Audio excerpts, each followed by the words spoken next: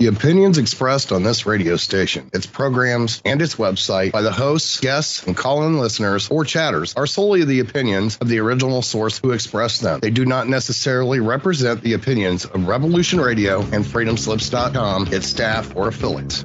You're listening to Revolution Radio, FreedomSlips.com, 100% listener-supported radio, and now we return you to your host.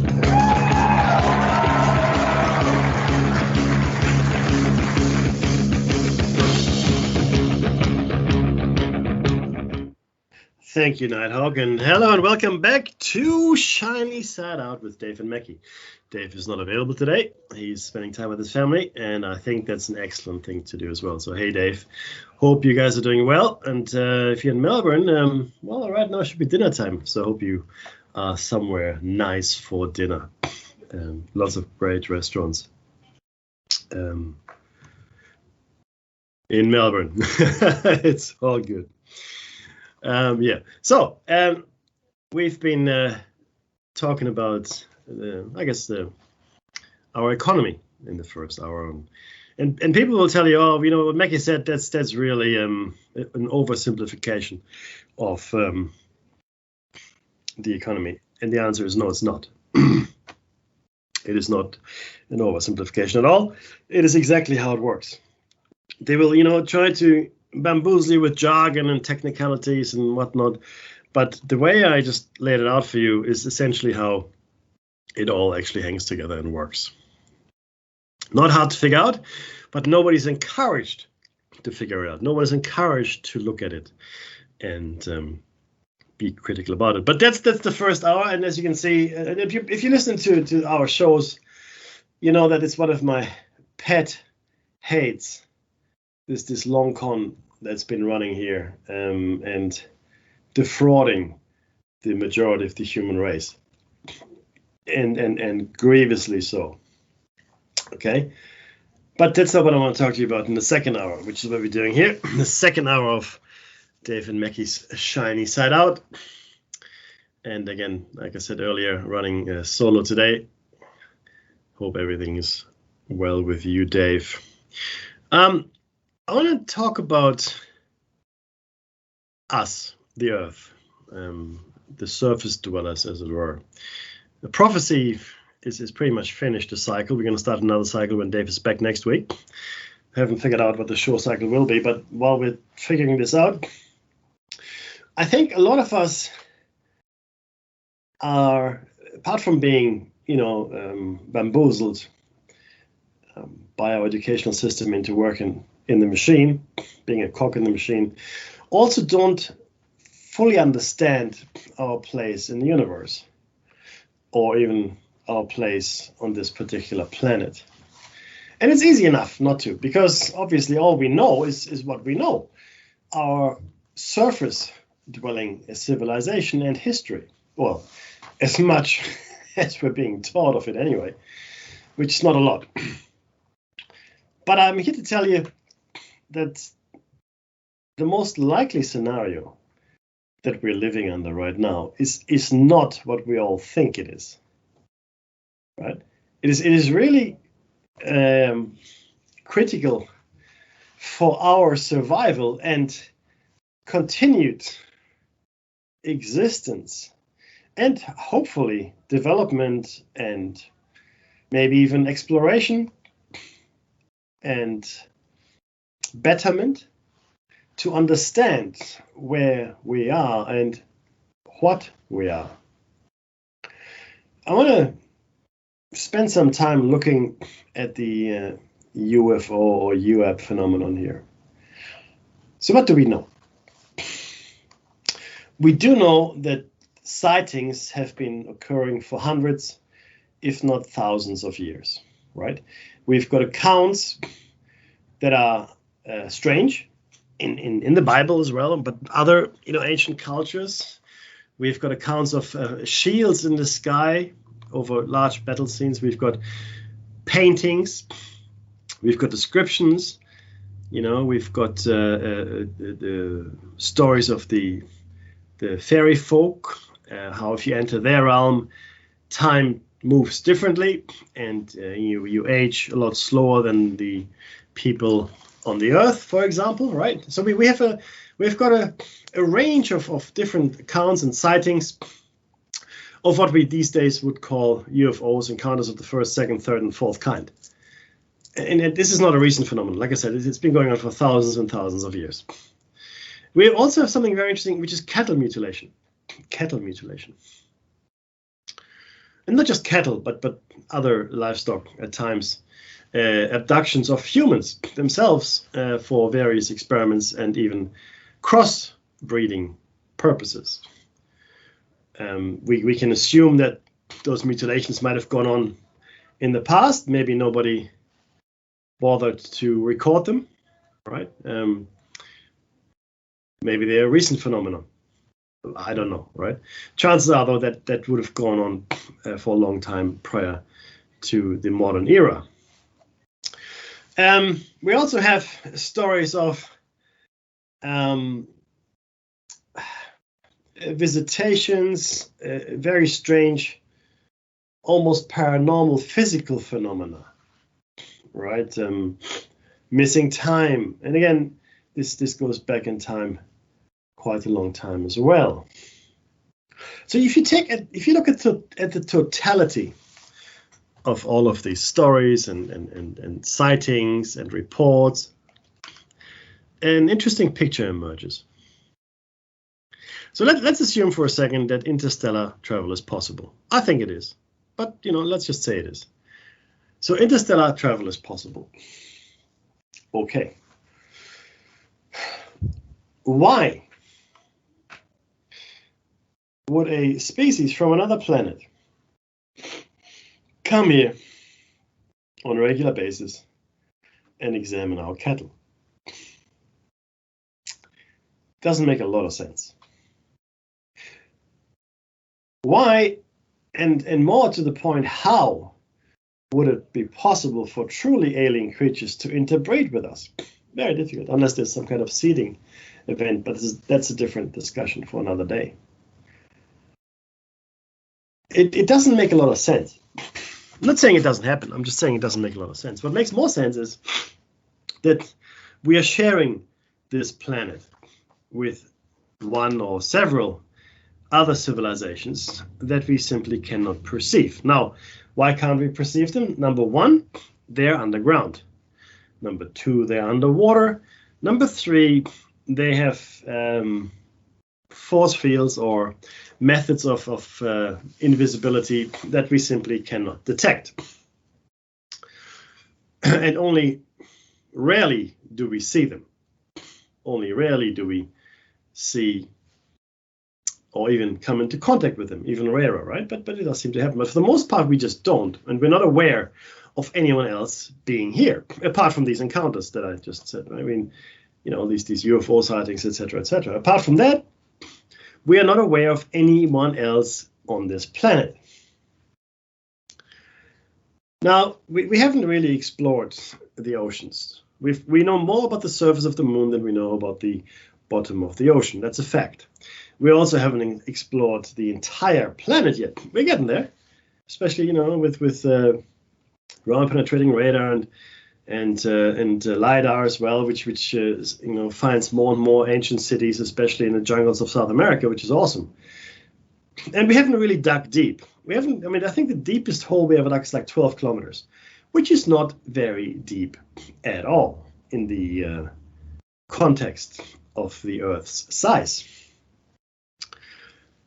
I postulate here that there is an inner Earth civilization. I'm not saying the Earth is hollow. I'm not saying that at all. But I do believe there are vast underground cavernous structures which can hold civilizations. That's what I'm saying here. Not that the Earth is hollow, but that massive underground areas that are habitable, and habitable with the use of advanced technology, of course. I further postulate that the same is true for the oceans, and in fact, the bottom of the ocean is probably the entry point in some areas for those underground civilizations as well. And there may be more than one. I also say that these are our cousins, not another species altogether, but rather us, And how do they relate to us? Well, think of us as the poor fourth world, not even third world cousins that are living on the surface, right? It makes a lot more sense to live underground, especially if you're highly advanced technologically and you have all the right equipment in place, to make sure you don't have any vitamin or mineral deficiencies, etc., etc. Because you're more protected. One, you're not exposed to the hard radiation of the sun. You can't get sunburn if you're underground, can you? You're not exposed to the ravages of climate, right? You're better protected from asteroids and meteors as well. Now, if it's direct hit on your location, of course, that could cause some damage. But ultimately, if you're deep down in the earth, you're fairly protected from all of those things. Whereas we are not. On the surface, we are not. We're exposed to all of that, right? And then there's this curious thing about interbreeding and cattle mutilation. Now, cattle mutilation is a real phenomenon, just like crop circles. People will argue, oh no, it's nonsense, it's this, it's that. And this is a deliberate effort to distract people and to direct their attention away from it. A deliberate effort, right? Because someone doesn't want us to look too closely at it, or someone doesn't want it to be taken too seriously. They're okay if some crackpots like myself look at it, right? Because he's just a crackpot. What does he know? And that's how they do it, right? I mean, the crop circle phenomenon is probably the best illustration of misdirection. So there are two types of crop circles, and we talked about this before. One is the crop circle that is without a doubt man-made by us, with like some couple guys with a rope go around and they trample down the whatever grain there is. Whatever grain it is, right? They trample it down, make these patterns. It's pretty easy to do as well. Even intricate, geometrical patterns can be accomplished in a night. Not a problem whatsoever. So I'm not really disputing that it is possible at all. What I am saying is this: in a man-made crop circle, the corn or the grain is in fact trampled down, and the stalks are broken. They're dead. They're not going to grow anymore. They're done. Right? They're trampled down. You break the stalk. You kill the plant. In a real crop circle, they are bent down. They're not trampled down. They're not broken. They continue to grow. They're still alive. And I have yet to see a man-made crop circle where they can actually do that. Okay. And they're also woven. Okay, they're woven. So they stay on the ground. So it's like someone gently bent them down and then wove them together. They're still alive. They're still growing. Okay, so that's crop circle. Cattle mutilation, same thing. Sure, I mean, I'm sure there's a multitude of cattle that is lost to wolves and hyenas and mountain lions and bears or who knows what, right? I'm sure there's buckets of that. But then there are the strange ones where there's no blood. And not even any trace of blood, where certain organs are removed, where it seems as though the incisions were made with a laser-like scalpel, very precise cuts. That's a thing as well. And on the Skinwalker Ranch, and this is really interesting, and if you haven't watched this show, I must urge you to watch it, The Secrets of Skinwalker Ranch. Just a quick diversion. Ed Bigelow, he's what is he? He's part of the military-industrial complex. So he's Bigelow Industries, I think it is, especially aerospace. Had the ranch for 20 years. Ed Bigelow, 20 years. Had a team of scientists on it for 20 years. Hasn't shared any of his findings. Sells it to another guy whose name escapes me, who then decides, you know what, I'm going to share all my findings with the public. So he invites camera crews on. He's got scientists there as well. He's got a variety of different specialists. His security, ex-military, and they, they start investigating, and it's all filmed, right? So they do all kinds of tests, spectral analysis. They do a ground penetrating radar. They actually dig. And then it's really interesting what happens. All these things that happen, there are physical manifestations on these people that they actually get sick. Some of them get sick. They have radiation burns, for want of a better description. And things happen that don't make any sense. And on that ranch, there was this cow which just dropped dead one day, right? And it was called there was pneumonia. I think it was bovine pneumonia, and it happens. And then the cow just dropped dead, but it only seems to have developed this stress-induced disease because of the presence of a UFO, which was captured on film. Now this cow dies, and I think it died in the first season. So they what they do is normally on a ranch they take the carcass off to a corner of the property, and then scavengers usually do the rest. This particular cow that died after a UFO had appeared, apparently of bovine pneumonia, stress-induced kind of disease. The carcass remains untouched after a year. So the camera crew goes back and looks at the carcass. Nothing, not even insects, no scavengers, nothing has touched this cow. So they go away and they examine it. There's nothing wrong with the cow. It's not irradiated. It doesn't carry any pathogens. The animals, including insects, simply will not touch it. Okay, that's the thing. So that's a real cattle mutilation, right? That's. Oh, sorry, this cattle wasn't mutilated. This is a real thing about this cattle that just didn't make any sense at all. But there are other cattle mutilations that happen where you just ask yourself, well, certain organs are removed specifically, blood is removed, and there's just no even evidence of a struggle or scavenging at all. Nothing, no tracks. It's just a mystery.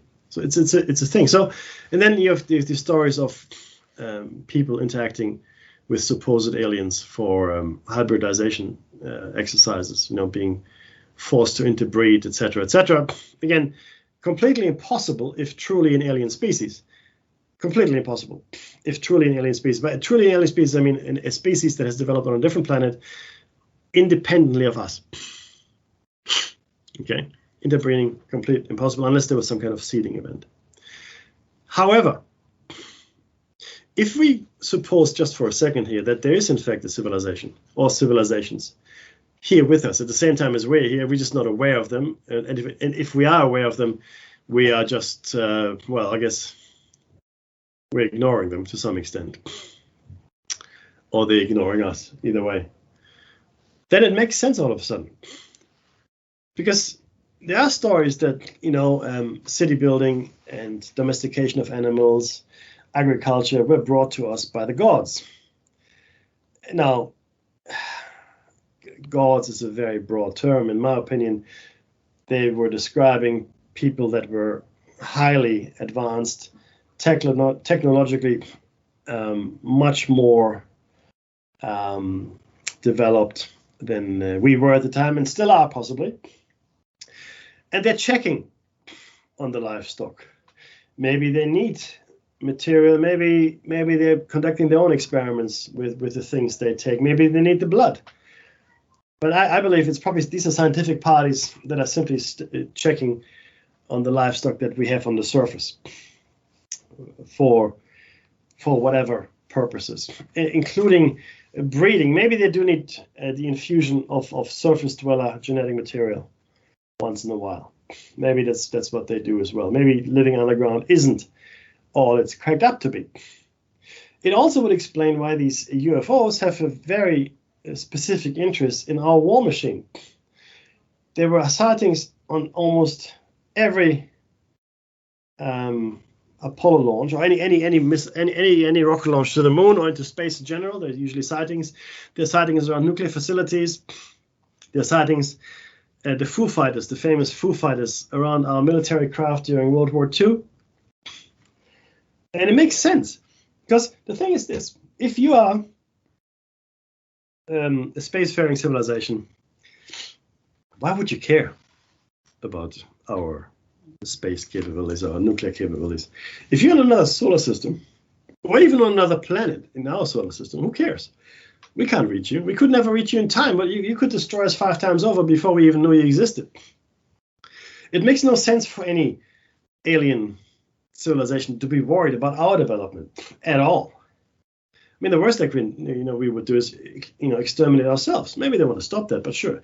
But other than that, we pose no threat. However, if the civilization is here, or the civilization is already on this planet, underground, underwater, otherwise, who knows, it would make a lot more sense if they kept tabs on us, right? Because they would be worried, because we're sharing a planet with them, right?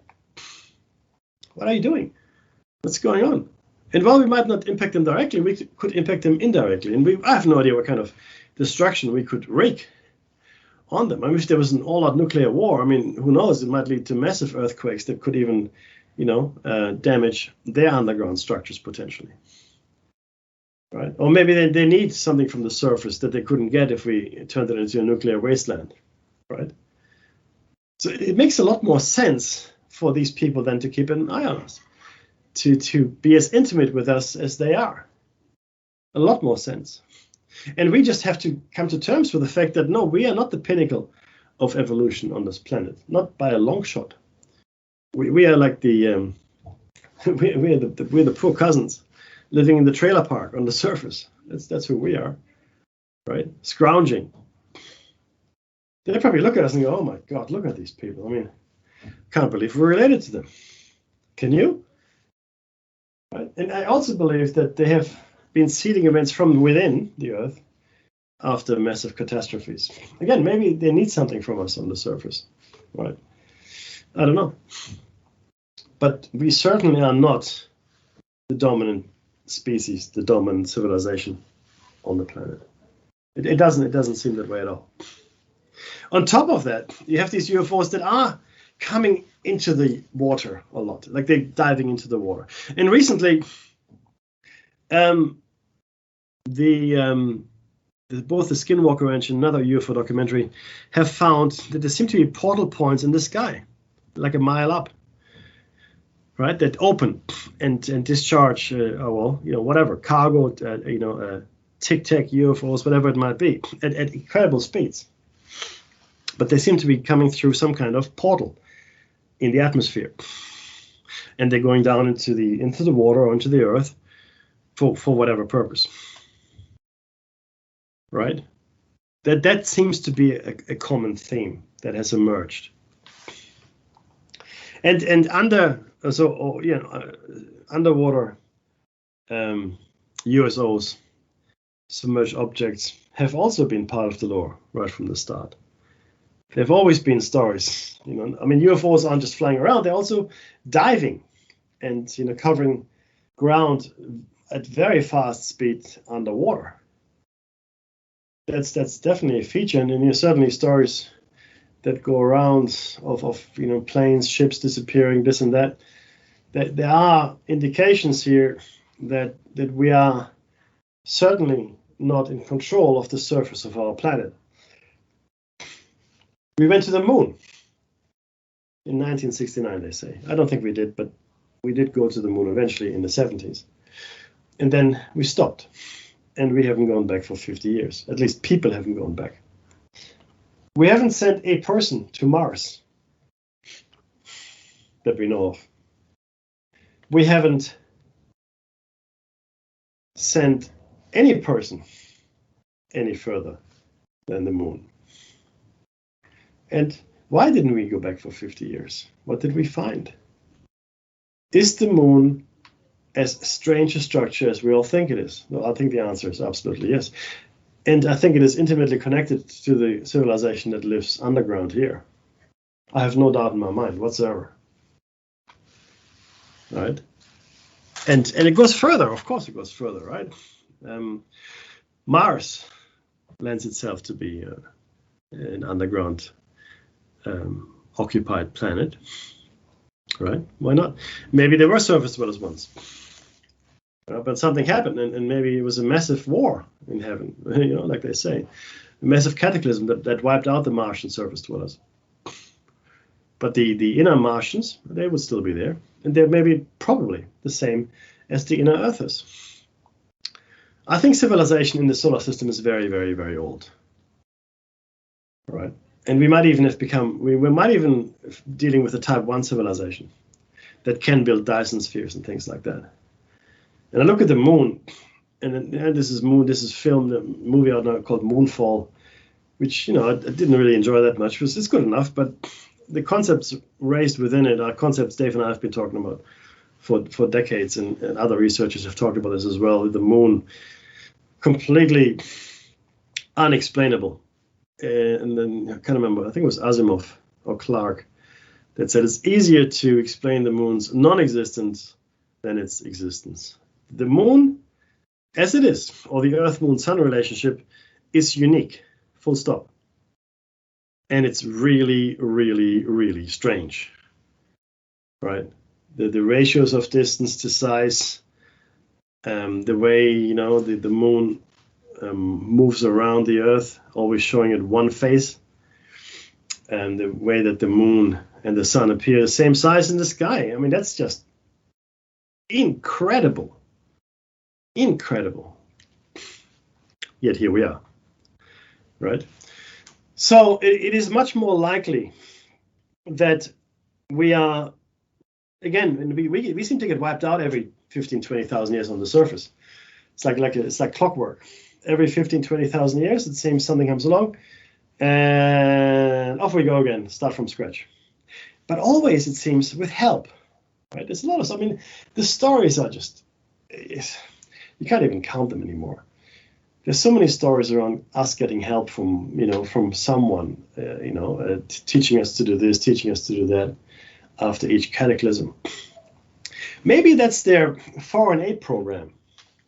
Right? Whenever we do this, we send foreign aid to countries that are hit by fires or floods or tsunamis or whatever. We do that, right? America does it, Australia does it, and it seems that our cousins, maybe brothers, from the inner Earth, do the same. I guess in their case, it would take like a worldwide catastrophe that wipes out most of civilization to come out of their hiding spots and help us. But, it seems that help us, they do quite significantly. Now, I would suspect also they're much longer lived than we are. Because if they are technologically more advanced than we are, then that would go into all the sciences, including genetics. Okay?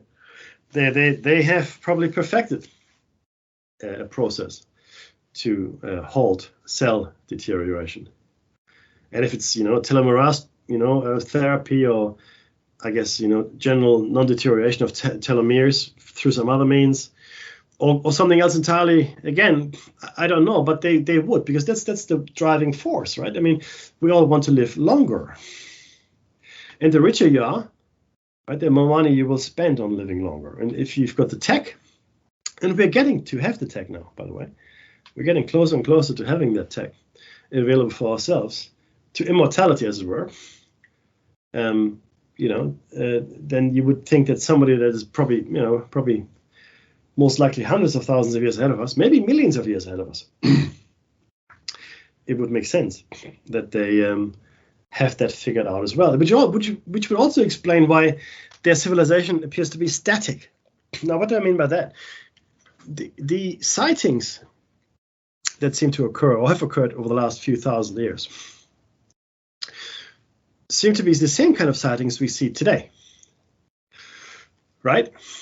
So for us, life moves at a very fast pace, and I think that's because we're very short-lived, and life is speeding up ever more, and especially in this new technological age, right? So we live, if we're lucky, 100 years.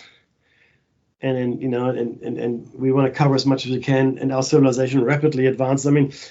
It was only 100 years between the Kitty Hawk and the Apollo missions, right? Not even 100 years. Not even 100 years. From first heavier than air flight, powered air flight, to missions to the moon. If you are a civilization that consists of extremely long-lived individuals, let's call them immortals. They're not immortal because, I guess, if you get hit by a rock in the head, you still die, right? So it's really critical to understand that the immortality civilization, or the civilization that has achieved relative immortality, would probably be moving at a much slower pace. And for us, while it might seem like thousands of years have passed, or they have, of course, for an immortal it might feel very different. All right, it might be a very different kind of understanding. It's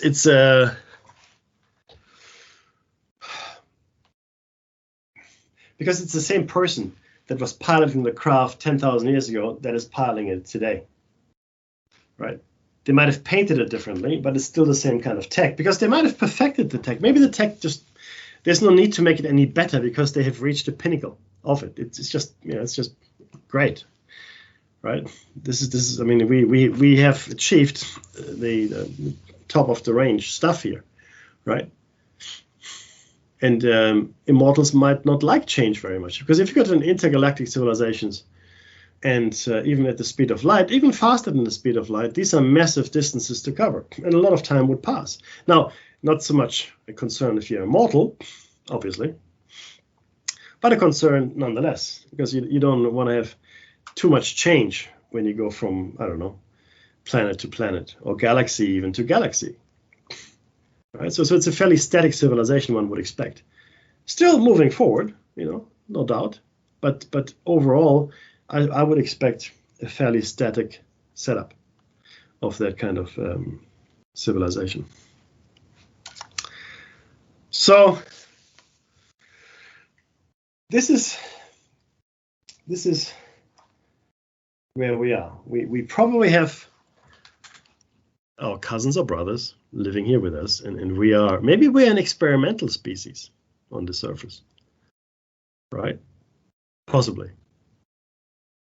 Maybe we escaped, and they consider us outlaws, outcasts. That's why they won't give us immortality. Because if you read the stories as well, we don't get immortality. We were kicked out of Eden, so we wouldn't get immortality, right?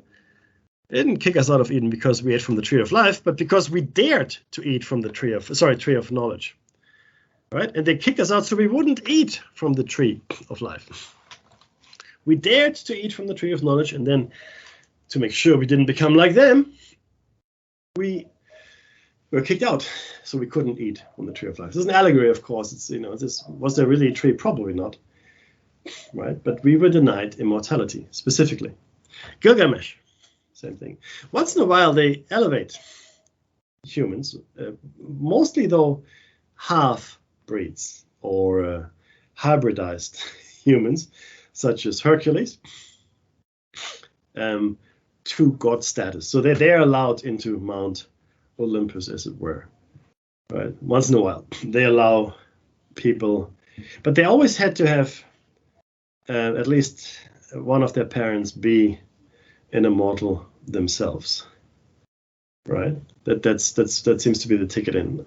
Maybe a regular person can't make it.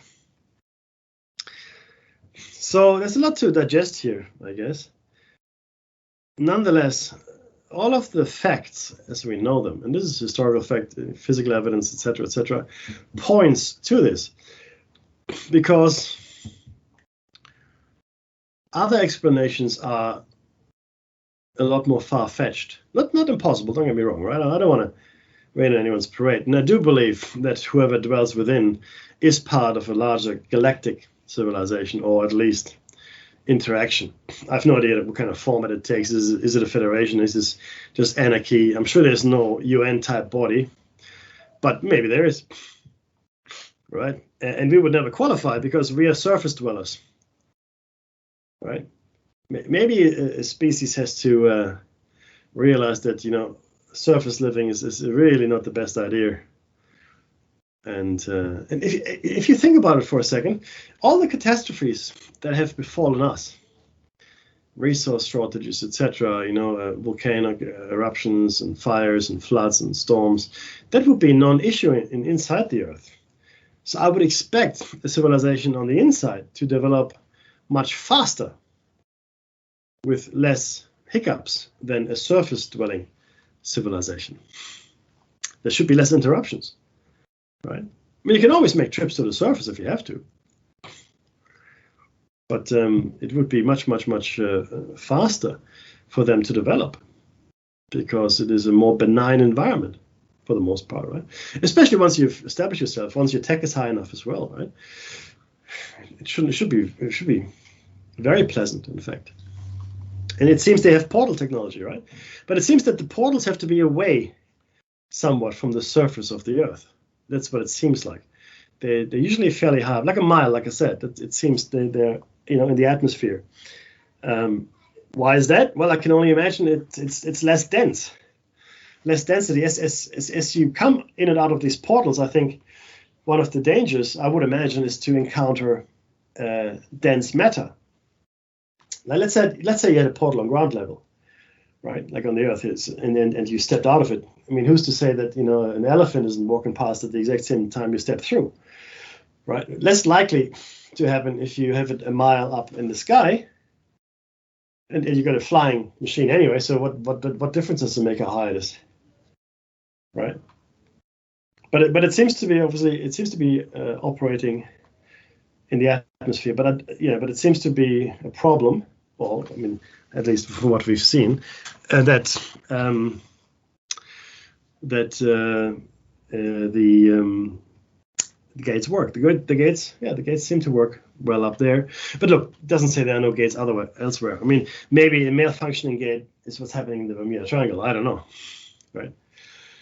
And maybe some of the civilization was ruined in past conflicts, and there are certain no-go areas even in the inner Earth. I mean, if there was a nuclear war now, I mean, there would be large areas of the Earth we couldn't go to because it was, a radioactive wasteland. Maybe something similar happened in the past. So it is certainly a question as to whether or not there are these damaged structures within the Earth, potentially. I mean, look, I don't know, right? But some of it seems to be malfunction. There's also this installation in Siberia we spoke about in the past that seems to be autonomous, which may or may not be controlled by the inner Earthers. But is it? Is it not? I don't know. Tunguska, did they shoot an asteroid or a comet out of the sky so it wouldn't impact on the Earth? Was it a spacecraft? What was it? What happened? Okay. So I don't know. That's the question. I don't know. But it is certainly worth thinking about, right? Because we are ultimately, well, at the mercy, mercy indeed, of our inner Earth cousins or brothers, potentially. And there are more things that point to the likelihood of that, right? And it's really the stories that have been with us throughout the ages of the little people. I mentioned this earlier, and the fairy folk, Rip Van Winkle, people that fall asleep only to wake up 100 years later to go back to the surface of the planet. Maybe you do go through portals as well. Maybe you don't go to the inner Earth per se, but through a different kind of phase. Maybe you're phase shifting as you go to the inner Earth civilizations. I'm not saying you are, but maybe you are, right? Which would also explain why we don't see them so much, right? We don't have a lot of encounters. Certainly not encounters of the third and fourth kind. We see a lot of UFOs, okay, but we don't interact terribly much with the people that seem to control them. We just don't. So it's really getting to me. There was someone that recently made that statement as well. I can't remember who, but maybe we should come to terms, that person said, with the fact that we are just the poor surface-dwelling cousins. So different people come to this conclusion that maybe, just maybe, there's more going on underneath the surface than we could ever, fathom. And we have to understand that these things seem to be moving very, very fast as well, so we miss them. You blink, you miss it. right? And I think that's part of why we haven't figured it all out yet. Or if we have figured it out, we're keeping it quiet, because I believe there's a bucket load of people that I would have figured it out. There's a bucket load of people that are probably in the know somehow, right? And they might have, in fact, the inner earthers might be encouraging the current system of control for the surface. Right? It's one thing they don't have to worry about. If you've got the parasites up here in charge, then that's just one less thing to worry about. I mean, no one is going to make any serious efforts to delve into the Earth's mantle and look for any civilizations. I mean, just think about it. So on the surface, we've got a certain population, we've got a certain size. But if you get down into the Earth, and you have these massive cavities, and I have no idea how big they would be, but you would have a multiple of whatever land surface we have on the surface of the planet. It could, conceivably, the inside of the planet, right, given those massive caverns and living areas, could hold several billions of individuals, maybe tens of billions, depending, on how it's all set up.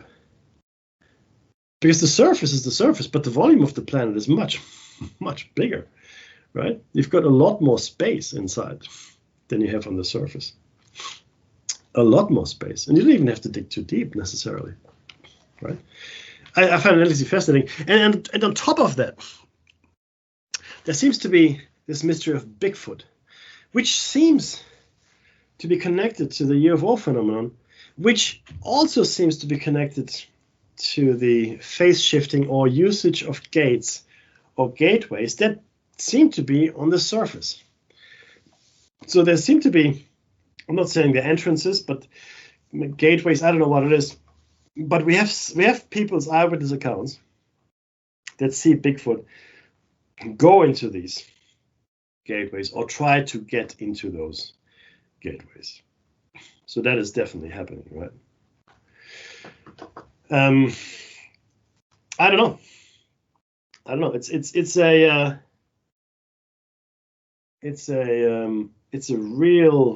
It's a real brain teaser. This one, it's something else to realize this and then try to think about all the permutations and possible scenarios and the consequences of this as well. I mean, what does it actually mean then? Okay, let's say this is all true. What does it mean for us? Well, it would explain why we haven't gone back to the moon. It would explain why we haven't really sent anyone to Mars. It would explain why our age of exploration came to such an abrupt end. It would explain why we have started looking inward as well. And certainly, we are no longer the same people that we were 50 or 60 years ago. I mean, look at us. The people from 50 or 60 years ago, they would look at us and go, what is wrong with you all? What is wrong with you? We have been, we're all living in nanny states if we're not starving to death. Either we're starving to death or we're living in a nanny state. Okay? And then we're so myopic in our concerns. It boggles the mind, as I said in the first hour, right? 2,668 billionaires. Thousands of children starving to death every day. And no one is doing anything about it. Right? It's just unconscionable, considering we are all this. I mean, now we're doing all this reconciliation. Doesn't help any of the native people that we killed 100 years ago, 200 years ago. Doesn't do anything for them. Oh, so sorry we did that. Oh, that's okay then. No. It's still happening. So we're apologizing for things that happened in the past, but we're doing nothing. We're doing nothing to stop these things happening now. Nothing. We do nothing. We focus on our mistakes of the past. We apologize for them. We pay reparations. We sign treaties. But at the same time, and this is still happening in South America, right? Where native people are being slaughtered or have their rights, disrespected for mining operations, for lumber operations, whatever it is. Doesn't really matter what it is. So these are injustices happening today. Rwanda, 500,000 people died. 500,000 hacked to death. We did nothing. No one lifted a finger. No one. And we could have, right? If the world had the will, we could have done something. No. Nothing happened. Nothing happened. And I think the inner earthers probably prefer it this way, to have us like this. I think there may have been a problem in the past. And I think the stories of the Tower of Babel and similar things are a memory of the time when we here on the surface got together and tried to do things together and were promptly punished for that attempt, right? I do believe that there was interference at that point, because I think the original language that we all spoke was telepathy, and not talking at each other in our heads, but transmitting images and ideas, feelings, and such. Perfect communication in my mind, and that's what I think happened in the past. We were definitely interfered with and made lesser. We were made lesser than what we were. And deliberately, I think, deliberately. Was it to do with the inner and surface dwellers? I don't know. But, some kind of conflict potentially. But yeah, look, this is where we are, right? And this is the story of our species as far as we know. Now, they're meant to be repositories of knowledge that Edgar Cayce talked about. They were meant to be in the Yucatan. They were meant to be in Egypt, and there was another place which escapes me now. There was a third place there which was meant to hold the Atlantean records of knowledge. The question is, will they ever be made available to us? And what is in the Vatican Library, in the locked rooms of that place? And how many tombs did survive the burning of the Library of Alexandria? And where are these other... Tibet. Tibet was the other holding place. So where are these records? How come we haven't seen them? And what do they actually say? Do they agree with anything I've just said? Or completely off my rocker? Right? This is really bothering me. I think about this a lot. Because, our science is developing fast, and we're getting to a point of where we can do amazing things, truly amazing things. But I'm just thinking, how much more amazing must the world be for the civilizations that are thousands, tens of thousands, maybe hundreds of thousands of years ahead of us? Maybe more than that even. Look at what we accomplished in the space of 10,000 years, because that's pretty much where it starts for us. 10,000 years. Crawling, back out of the muck and a planet-wide catastrophe.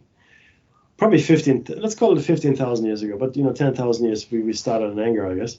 But something happened 15,000 years ago, thereabouts, destroyed whatever civilization existed on the surface, and we've been clawing our way back ever since. Now, considering this, in cosmic terms, that's a laughably short time. And then you look at our development overall, it really started to really get momentum about 5,000 years ago. And there were stops and starts and and dead ends, but ultimately I think we're doing pretty okay. And especially in the last couple of hundred years, we've done, scientifically speaking, from a technology point of view, right? We still haven't developed our ethics or our morality to keep pace with our technological abilities, but hopefully that'll come at some point. But we've accomplished a lot. But imagine a civilization that is 100,000 years ahead of ours. How about 1,000,000 years or 10 million years ahead of ours? I wouldn't even know. I couldn't tell you what that would look like. I don't think anybody could. We would be, forget not at all understanding what's going on. We wouldn't even know there wasn't anything not to understand. All right, that's the kicker. But that's the scenario, though. I think that's exactly the scenario. because we've never been allowed to develop on the surface for any appreciable amount of time.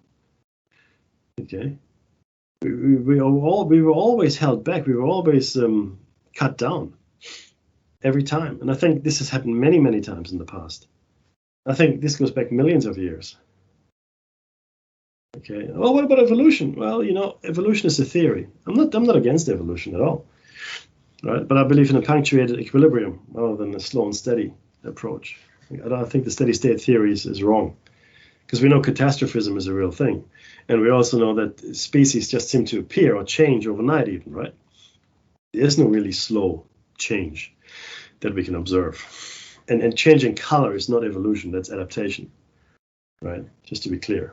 Even growing a bigger beak, you're still a bird. You haven't turned into a whale. So evolution as a theory is excellent, right? I think punctuated equilibrium really takes it to the next level. But I think there are other things as well. I think our genes are programmed to respond to outside pressure, and I mean programmed, right? I don't think that our genes just happened. I think there was probably more than a guiding energy, guiding principle. There was more done than we like to acknowledge. Right? We haven't even come close to unlocking our potential. Right? I put money on that, no doubt. And then maybe again, like I said, maybe we're discouraged from unlocking our potential every 15, 20,000 years or so, right? Because there would have been, think about how many civilizations could have risen to this height over the course of 1 million years, over the course of 10 million years. And then imagine that civilization that arose 1 million years ago didn't face a catastrophe that destroyed it. Imagine that we had 1 million years to develop and to explore and to grow, as it were. Imagine that for a second. Wouldn't that be astounding? Well, I think it'd be astounding. But I think when we look at the UFOs, we're seeing the kind of advancements we could have. We're seeing the things we could have. Physics, like from the way we understand physics, none of these things make any sense, right? So either there's something fundamentally wrong with the way we understand physics, or these other people, have overcome the limitations that are placed upon us, right? But I believe that we don't understand how the universe really works. I really don't think so, and I still think it's a puppet show. Nonetheless, it's a puppet show we're in, and we do need to figure out what it all means, right? This is critical. We need to understand how it all hangs together, and we might even be able to escape it, right? One day, but that's for sure number 600 to discuss again, which is fast approaching, actually, faster than any of us believe it. I mean, Dave and I would never have thought that we would last this long on the radio, but there's just so much material. There's so much to discuss. There's so many mysteries, and just when you think you've scratched on the surface of one, there's 3 more that appear. And the funny thing is, most of the things that we have looked at, investigated, or have been told about are all connected. All these things are actually interconnected. All of these things are one big picture. They're forming part of a whole. Some of the pieces fit better than others, and that's because we don't understand how it all works. We don't understand the nature of the universe, etc., etc. But slowly but surely, we'll get to an answer. And I tell you, the hypothesis that we've put forward, for me at least, answers a lot of questions that I always struggled with. I've never been able to just take on someone else's explanation of things. If it makes sense, great. Like if my intellect is satisfied that this seems like a reasonable thing, I'll go, okay, that makes sense. Okay, I get it. But if just blind faith is required, that's not me. I can't do it. I can't do blind faith. Doesn't work for me. So ultimately, we are all responsible for our own path, and we can't just have someone else tell us what it is. I think that's the biggest mistake that we can ever make in our lives. The notion that someone else would be responsible or could be responsible for us, or somehow someone else can forgive us our sins, which I mean, that's just a concept I struggle with, right? I mean, by what authority? I mean, seriously, it's mind-boggling what people will swallow just to make themselves feel better. Trust me, you're responsible for your actions, okay? And you will be held to account. If there were an account to be held at one point, you would be accountable for it, no one else. You can't buy forgiveness. You can't pray away your sins, as it were, right? Not that I believe in sins, but again, we're all masters of our own path. And the more we awake, the more we understand, the more we participate, share, and educate and learn, the better off we are. Here's the music. This has been David Mackey's Shiny Side Out. I hope you enjoyed it. Don't forget to donate. Jerberg is not on after this, unfortunately. He normally is. So I'm not entirely sure what's going to happen after we conclude. But thank you for listening, and I'll catch you all on the flip side.